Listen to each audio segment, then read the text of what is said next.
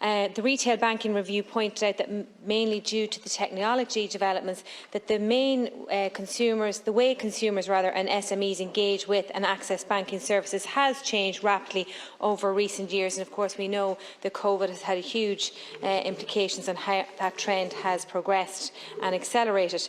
While the use of cash and visit to bank branches have been in decline in Ireland and elsewhere for some time, the review team, as you said, noted that the ECB survey, which found a majority of people want to have the option to pay in cash. And I think that's the important thing here. They want to have that option, even if some have a preference for digital as a means of payment. And I suppose we can't ignore the consternation there was around the country when AIB at one point suggested that they may have only machines in their banks and the detrimental impact that would have on businesses.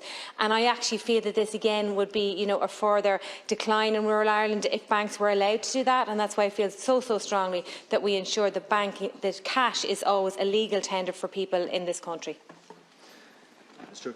Yeah, thank you very much, Deputy, and I want to assure you that work is now underway within my own department on these specific recommendations, and the heads of a bill is currently being prepared in relation to access to cash, and we will need to decide as to what is an appropriate level of access to cash that we have to protect, and I recognise that is a very important issue for communities all over Ireland, for small businesses, and indeed for ordinary citizens.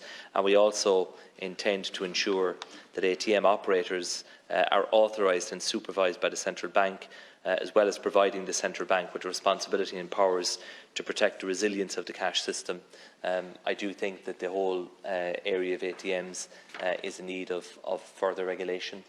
Very often you find many of them are out of order for prolonged periods of time, and it can be difficult for people to access cash. Many towns might have only one or even two, and it could both be out of order at the same time for days on end. And issues like that really affect people on the ground, I think, should be dealt with. And it is my intention that this will be a very practical bill. I'll consult widely with members across the House to hear what they have to say and to ensure that access to cash is protected for people who want to choose that option. Not everyone does, but many people still do. Deputy Smith. Thank you very much, Sharon. I welcome your reply there, Minister. I think, again, businesses, and one thing that I suppose struck me is the GAA and how a lot of the grounds now have gone to just digitalisation in terms of allowing people onto the grounds. Huge kickback across the country, and again it pertained particularly in rural parts as well.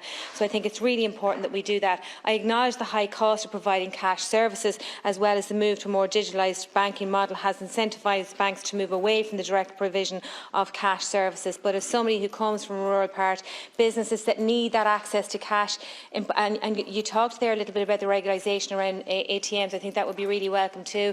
A lot of small businesses need, I suppose, the ATM services, not just for withdrawal, but also for lodgement at weekend. I think we really need to make sure that our banks are providing that service for the small SME sector right across the country. Minister. Thanks very much, Deputy. And we are seeing an evolution here. We are seeing a significant move towards digital payments. The COVID pandemic certainly accelerated that, but cash has an important role to play still in our society and in our economy. And insofar as it's practicable, people have a right to use cash.